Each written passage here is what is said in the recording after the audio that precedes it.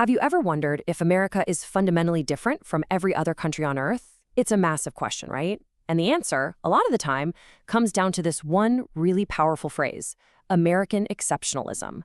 This is an idea that seriously shapes our politics, it helps define our national identity, and it sparks some pretty intense debates all over the world. For example, let's look at this quote from President Barack Obama back in 2009. He framed the idea in this sort of global context, basically suggesting that, hey, maybe every country feels a little bit exceptional in its own way. Now, some people saw this as a really nuanced, diplomatic take, but it also drew some serious fire, both at home and from other countries. Just 4 years later, you had Russian President Vladimir Putin publishing this really sharp response in a New York Times op-ed. He directly challenged the whole premise of one nation seeing itself as superior to others. And this, right here, just perfectly captures the international tension around this whole concept. And then, just to make things even more complicated, you get a statement from Donald Trump. On one hand, he called Putin's op-ed a masterpiece and said the term exceptionalism is very insulting. But then, in almost the same breath, he promised to make America far more exceptional than ever before. It just goes to show you how politically charged and, honestly, kind of contradictory the use of this term can be. Okay, so to really get to the bottom of all this, here's how we're going to break it down. We'll start by defining what this term actually means. Then, we'll dig into its really surprising origins. After that, we'll look at the case for America's uniqueness, explore the big critiques against it, and finally, we'll wrap up with why this idea is still such a big deal today. All right, first things first. What are we actually talking about when we say American exceptionalism?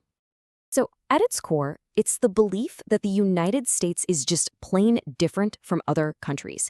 And this isn't just about run-of-the-mill patriotism, rah-rah, go USA. It's a specific theory that says the U.S. is truly unique because of its founding values, its political system, and the very specific path it took through history. And this brings us to a super important point. The idea of exceptionalism kind of splits into two different meanings. On one side, it can just mean that the U.S. is unique, that its history and its politics are just different from everyone else's.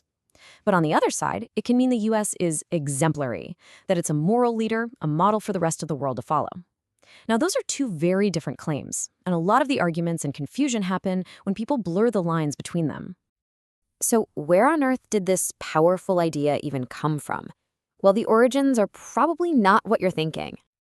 Okay, so the idea that America was special is really old. You can go all the way back to 1835 and find Alexis de Tocqueville talking about it. But the actual term, the phrase American exceptionalism, get this, it was actually coined by American communists in the 1920s. And just a few years after that, you had Joseph Stalin himself condemning what he called the heresy of American exceptionalism.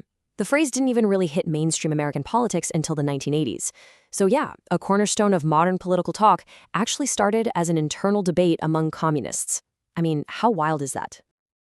Okay, so if the term itself has this bizarre history, what are the actual arguments for America's uniqueness? Well, the people who support the idea usually point to a few key historical pillars. Supporters will point to four main things.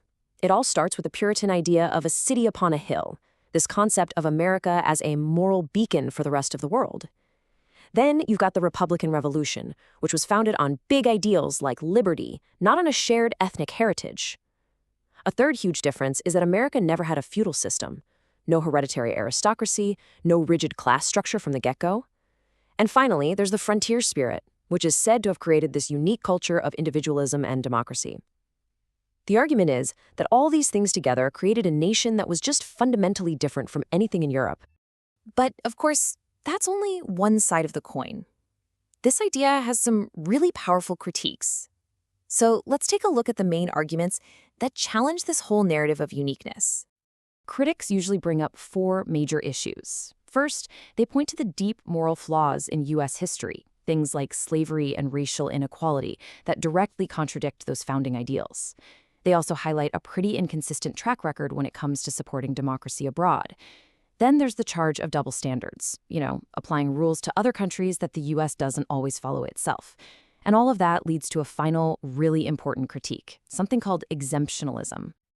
And this right here gets to the heart of a major modern criticism. Exceptionalism is the accusation that the idea of being exceptional is really just used as an excuse to be exempt from international laws and norms. It's the argument that America isn't just a model for the law, but that it sees itself as being somehow above it.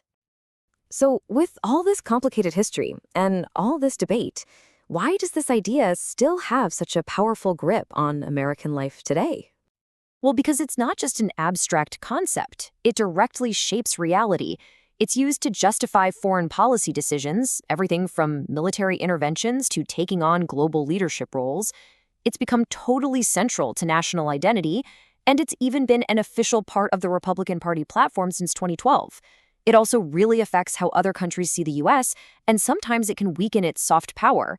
And, like we saw right at the beginning, it's a constant, recurring theme in our national political debates. So, here's the bottom line, the most crucial takeaway. American exceptionalism isn't just about feeling proud of your country. It's a specific theory about America's fundamental character and its role in the world, one with deep historical roots and very, very real modern consequences.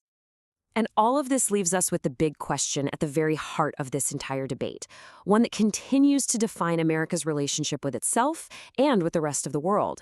Is American exceptionalism a source of national strength, or is it a dangerous myth?